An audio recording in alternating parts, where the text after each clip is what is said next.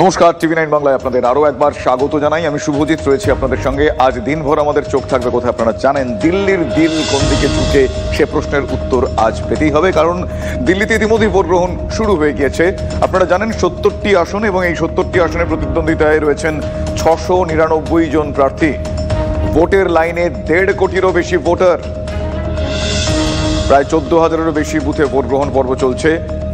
এই মুহূর্তে রাহুল গান্ধী ভোট দান পর্ব সেই সময়কার ছবি আপনাদের দেখাচ্ছি। সকাল সকালই হেভিওয়েট প্রার্থীরা তারা ভোট দিয়েছেন। বিদেশমন্ত্রী এস জয়শঙ্কর তিনিও ভোটদান করেছেন। আমার সহকর্মী এই মুহূর্তে জ্যোতির্ময় কর্মকার আমার সঙ্গে টেলিফোন লাইনে রয়েছেন। জ্যোতির্ময়, ভোট দানের পর্ব এখন প্রায় 1.5 ঘন্টা হয়ে গেছে সকাল থেকে।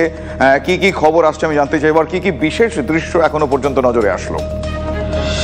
দেখো, নির্বাচন কমিশনের এবারের সব থেকে বড় দুশ্চিন্তার বিষয় ভোটার টার্নআউট, এবং নির্বাচন কমিশন লাগাতার প্রচারও করেছে দিল্লিতে যাতে সাধারণ মানুষকে ভোটদানের ক্ষেত্রে উদ্যোগী করা যায়। কারণ গত ভোটে দেখা গিয়েছিল যে 62% ভোট পড়েছে, এবং রাজধানীর শহরাঞ্চলগুলিতে বরাবরই ভোটদানের হার যথেষ্ট কম। এবং যে ছবি আমরা সকাল থেকে দেখতে পাচ্ছি যে নেতারা তারা এক এক করে ভোট দিচ্ছেন। স্বয়ং প্রধানমন্ত্রী নিজে তিনি স্লোগান দিয়েছেন, বরাবর তিনি যে স্লোগান দেন যে প্রথমে ভোটদান তারপরে জলপান। এবং সকাল সকাল রাহুল গান্ধী সহ একাধিক কেন্দ্রীয় মন্ত্রী যারা দিল্লির বাসিন্দা তারা কিন্তু ভোট দিতে শুরু করেছেন। শীর্ষস্থানীয় নেতারা তারা ভোট দিতে শুরু করেছেন। কিছুক্ষণের মধ্যেই দিল্লির প্রাক্তন মুখ্যমন্ত্রী অরবিন্দ কেজরিওয়াল এবং দিল্লির মুখ্যমন্ত্রী অতিশী তারাও ভোটদান করবেন। এবং যে দিকে আমাদের নজর থাকছে তা হচ্ছে দিল্লির ভোট আপাতত শান্তিপূর্ণ ভোট, এবং বরাবরই এখানে বড় কোনো ঘটনার খবর কখনো পাওয়া যায় না। কিন্তু গতকাল আমরা দেখেছি যে অরবিন্দ কেজরিওয়াল এবং দিল্লির বর্তমান মুখ্যমন্ত্রী অতিশী তারা দুজনেই তারা নির্বাচন কমিশনের কাছে গিয়েছিলেন এবং বিভিন্ন জায়গাতে ভোটারদের ভয় দেখানোর অভিযোগ তারা করেছেন, এবং অভিযোগ সরাসরি ভাবে তারা করেছেন দিল্লি পুলিশের বিরুদ্ধে যে দিল্লি পুলিশ এক্ষেত্রে পক্ষপাতিত্বমূলক আচরণ করছে।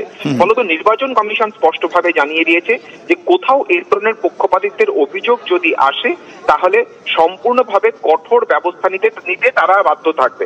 এবং এক্ষেত্রে আমাদের নজর যেদিকে থাকছে যে কোথাও কোন রকম ঘটনা ঘটে কিনা। নির্বাচন কমিশন এবার একটি অ্যাপ চালু করেছে, যে অ্যাপের মাধ্যমে প্রত্যেকটা ভোট গ্রহণ কেন্দ্রে কোথায় কখন কত ভোটদানের হার, তার পাশাপাশি যেটা সামনে আসবে তা হচ্ছে লাইনে কত লোক রয়েছে সেই তথ্য আসবে। অর্থাৎ সাধারণ মানুষকে ভোটদানে উদ্যোগী করার ক্ষেত্রে যাতে তারা এই অ্যাপ দেখে ভোট দিতে যেতে পারে যে কখন ভোট গ্রহণ কেন্দ্র ফাঁকা রয়েছে। তার পাশাপাশি অবশ্যই রাজনৈতিক সমীকরণের দিকে আমাদের নজর থাকছে যে 27 বছরের খরা কাটিয়ে বিজেপি এখানে রাজ্যপাট উল্টাতে পারে কিনা। আম আদমি পার্টি তারা আরো একটা বিষয় জানতে চাইবো, রাজনৈতিক বিষয়গুলো অবশ্যই এক্ষেত্রে নজরে থাকছে। পাশাপাশি তুমি যেরকম বলছিলে বেশ কিছু স্পেশাল অ্যাট্রাকশন এবার করা হয়েছে যাতে ভোটমুখী করা যায় ভোটারদের। সেই জায়গা থেকে আজকে এবার ওই পিঙ্ক বুথ এবং সেখানে মানে গোলাপি বুথ সেই বিষয়গুলো দেখতে পাওয়া গিয়েছিল, জানা গিয়েছিল। সেরকম ছবি কতটা কি কোথায় নজরে আসছে? দেখো, এক্ষেত্রে হাজার হাজার যে বুথ রয়েছে তার মধ্যে প্রায় 700-র বেশি বুথ শুধুমাত্র সিনিয়র সিটিজেনদের জন্য উপযুক্ত পরিকাঠামো নিয়ে তৈরি করে দেওয়া হয়েছে। এবং অবশ্যই প্রত্যেকবারের মতো যেমন পিঙ্ক বুথ থাকছে, তার পাশাপাশি আম আদমি পার্টি এবার একটি বিশেষ উদ্যোগ নিচ্ছে। যে উদ্যোগটা সম্পূর্ণভাবে শুধুমাত্র রাজনৈতিক উদ্যোগ নয়, যে কোনো দেশের যে কোনো প্রান্তে ভোটের ক্ষেত্রে যে কোনো রাজনৈতিক দলের কাছে মডেল হতে পারে। তারা একটি পোর্টাল চালু করেছে, সেই পোর্টালে প্রতি মুহূর্তে কত ভোটদান হচ্ছে সেই ভোটদানের তারা হিসেব প্রতি মুহূর্তে তারা আপলোড করবে, এবং তাদের যে নিজস্ব মনিটরিং সিস্টেম আম আদমি পার্টির সদর দপ্তরে সেখানে সেই তথ্য প্রতি মুহূর্তে নথিভুক্ত হয়ে যাবে অনলাইনে। এর পরবর্তী ক্ষেত্রে নির্বাচন কমিশন ভোট দানের শেষে যে ভোট কাউন্টিং এর সময় যে কাগজ দেবে, অর্থাৎ কোন বুথে কত ভোট কত ভোট পড়েছে। জ্যোতির্ময়, আপাতত ধন্যবাদ। তোমার কাছ থেকে অবশ্যই জানবো আজ এই ভোট সংক্রান্ত প্রত্যেকটা মুহূর্তের যাবতীয় আপডেট। প্রধানমন্ত্রী নরেন্দ্র মোদী তিনি আজ সকালে এক্স হ্যান্ডেলে ভোটদান সংক্রান্ত বিষয় লিখেছেন। একবার আপনাদের দেখাই সেই এক্স হ্যান্ডেল বার্তা। আপনারা এই মুহূর্তে দেখছেন টিভি9 বাংলার পর্দায় নরেন্দ্র মোদীর এক্স হ্যান্ডেলের আজ পোস্ট।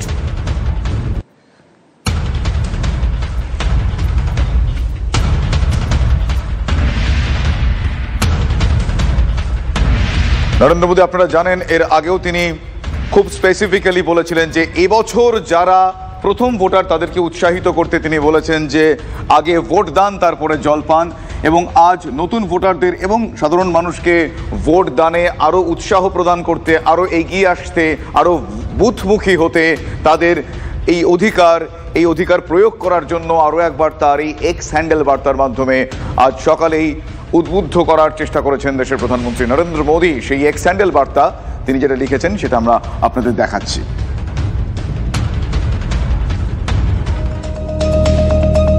নেহেরু থেকে ইন্দিরা, রাজীব, রাহুল, বাজেট অধিবেশনে রাষ্ট্রপতির ভাষণের ওপর ধন্যবাদ জ্ঞাপন বক্তৃতায় গোটা গান্ধী পরিবারকে এবার বিঁধলেন নরেন্দ্র মোদী। কংগ্রেস আমলে কেন্দ্রীয় বরাদ্দের দুর্নীতি থেকে বিদেশ নীতি, এই সবকিছু নিয়েই তীব্র শ্লেষ ধরা পড়ল প্রধানমন্ত্রীর এই বক্তৃতায়। সঙ্গে তিনি এটাও জানালেন যে সবে তৃতীয় দফা, আরো অনেক দিন, মানে আরো অনেকগুলো দফা দেশের ক্ষমতায় থাকবেন তাঁরা। মহাকুম্ভে বিপর্যয় থেকে কর্মসংস্থান, একাধিক বিষয় নিয়ে বাজেট অধিবেশনে সরকার পক্ষকে চাপে রাখতে চাইছিল বিরোধীরা। উল্টে তাদেরই এক হাত নিলেন নরেন্দ্র মোদী, বিশেষ করে কংগ্রেসকে।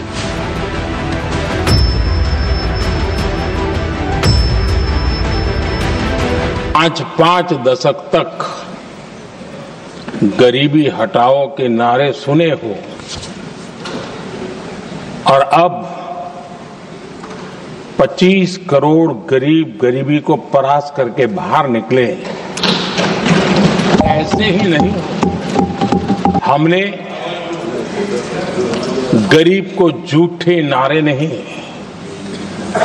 हमने सच्चा विकास दिया।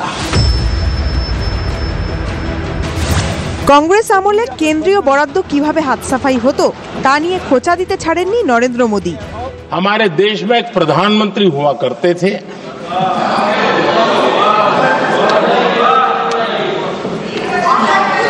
उनको मिस्टर क्लीन करने कहने की एक फैशन हो गई थी और उन्होंने कहा था कि दिल्ली से 1 रुपया निकलता है तो गांव में 15 पैसा पहुंचता है। बहुत गजब की हाथ सफाई थी।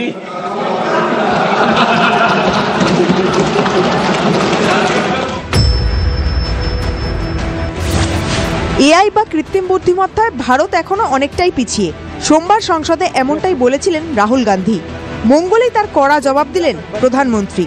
अब जब एआई की बात होती है, कुछ लोगों को अब ये शब्द फैशन में है तो बोला जाता है, लेकिन मेरे लिए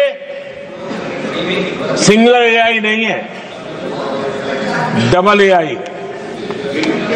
भारत की डबल ताकत है।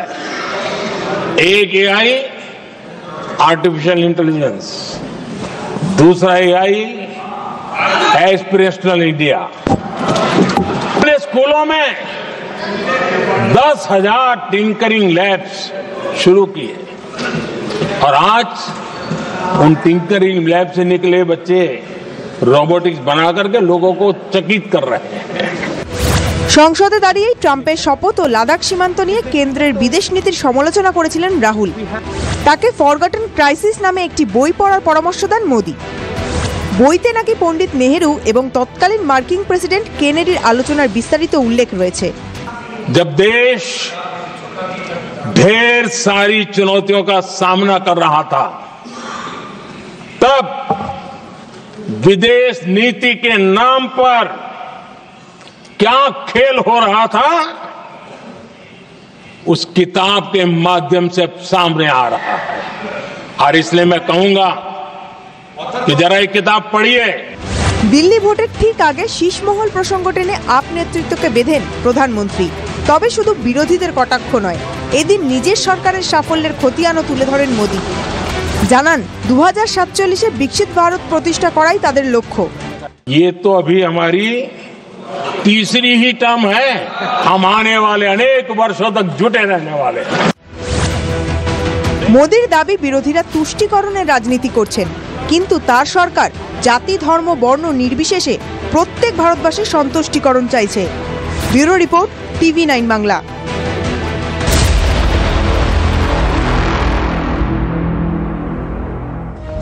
একদিকে শরিকি বিবাদ, অন্যদিকে প্রমোটিং এর চক্কর, আর তাতেই রাজনীতির রং লেগে গিয়েছে। কাকা তৃণমূল কংগ্রেস কর্মী, ভাইপো তৃণমূল কংগ্রেস করেন। বিধায়কের ঘনিষ্ঠ প্রমোটারের সঙ্গে থাকেন। বাড়ি খালি করার জন্য কাকাদের হুমকি দেওয়ার অভিযোগ ওঠে এই ভাইপো সৌরভ দাসের বিরুদ্ধে। কি অভিযোগ? অভিযোগ কাকা বাপি দাসের বাড়িতে হামলা চালায় সৌরভ। হামলায় আক্রান্ত হয়েছেন বাপির মা এবং তার ভাই। আর এই ঘটনায় আতঙ্ক ছড়িয়ে পড়ে এলাকায়, আর এলাকাটা হচ্ছে বেলেঘাটা। সৌরভকে পুলিশ ইতিমধ্যেই গ্রেফতার করেছে।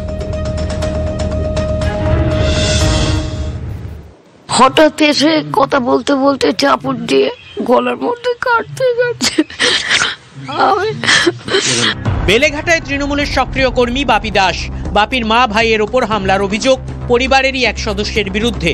অভিযোগ, ভাইপো সৌরভ দাস কাকার বাড়িতে হামলা চালায়। সেই সময় বাপি বাড়িতে ছিলেন না। তাঁকে না পেয়ে মা এবং ভাইকে ধারালো অস্ত্র দিয়ে কোপানো হয় বলে অভিযোগ। বাপির ভাই সুময় দাসের হাতে, কানের পিছনে এবং তার মায়ের আঙুলে আঘাত লেগেছে। দিকে পিছন থেকে একটা চাপাট বার করে আমার উপরে মানে বারংবার আঘাত করা হয়, হাতে, কানের মধ্যে, ঘাড়ের মধ্যে মারার চেষ্টা করা হয়। আমি কোনো রকমে নিজেকে বাঁচানোর চেষ্টা করি। আমার মাও আমাকে বাঁচাতে গিয়ে মায়ের হাতেও চাপটের আঘাত পড়ে। চাপড়টা লাফ দিয়ে উঠে আটকে ধরেছি, হাত দিয়ে আটকে ধরে ও টান দিয়ে দিয়েছে চাপড়টা। আমার হাতটা, দুটো হাতে আঙুলে আঘাত লেগেছে।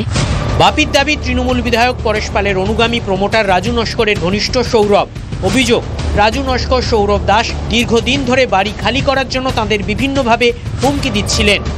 প্রমোটিং রাজ, মানুষের বেদখলি জায়গা, এসব রাজু নস্কর শুরু করে পরেশ পালকে সামনে রেখে। তা আমরা ওগুলো ব্যাপারগুলো মেনে নিতে পারছিলাম না, কিন্তু আমাকে অ্যাটাক করতে পারছে না, আমার কোনো ক্লু পাচ্ছে না। ঠিক আছে, ক্লু না পাওয়াতে কি করেছে, আমার ফ্যামিলির উপর সে অ্যাটাক করছে। পারিবারিক সম্পত্তি নিয়ে দুপক্ষের মধ্যে অনেকদিন ধরেই গোলমাল চলছে।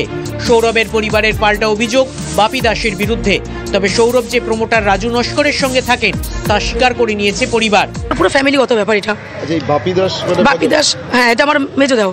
বাপি দাস আপনার মেজো দেও? হ্যাঁ। সুময় দাস ছোট দেও।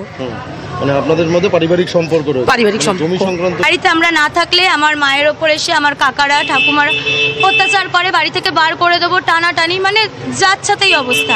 রাজু দাসের সঙ্গে থাকে এবং তৃণমূল কংগ্রেসও করে। হ্যাঁ, ও পার্টি করে। এবার দেখুন, সাথে থাকার বলতে ওখানে কাজ করে, তো ওরকম ঘনিষ্ঠতা ওরকম ভাবে কিছু নেই। প্রমোটার রাজু নস্করের দাবি, এটা পারিবারিক গোলমাল, এর সঙ্গে রাজনীতির সম্পর্ক নেই। ফ্যামিলিগত লড়াই দীর্ঘদিন ধরে। আমরা এর আগেও মোটামুটি 9খানা 10খানার মতন কেস আছে, কাকা ভাইপো, ওদের ওখানে কি পার্সোনাল ওদের পারিবারিক ঝামেলা, আমরা এর মধ্যে ঢুকতেও চাই না আর ঢুকিও না। এটা করে আমাদের প্রশাসন নেই, আমাদের এখানে থানা পুলিশ নেই, কোর্ট কাচারি নেই, এখানকার কোনো অনুগত কেউ নেই।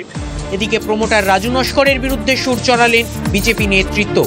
এরা সকলেই আসলেই তোলাবাজ, মানে আরো কয়েকটা আছে, তার মধ্যে এই রাজু নস্কর সে হচ্ছে মানে কিংপিন। হামলার ঘটনায় তীব্র আতঙ্কে বৃদ্ধা, তাঁর আশঙ্কা থানা থেকে বেরিয়ে এসে ও আবার ডাকাতের মতন আবার করতে আরম্ভ করবে।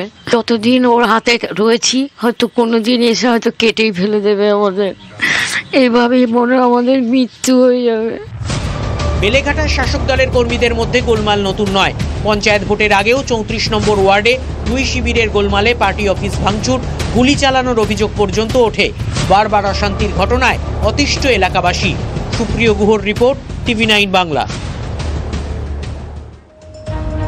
অন্যদিকে সময় যতই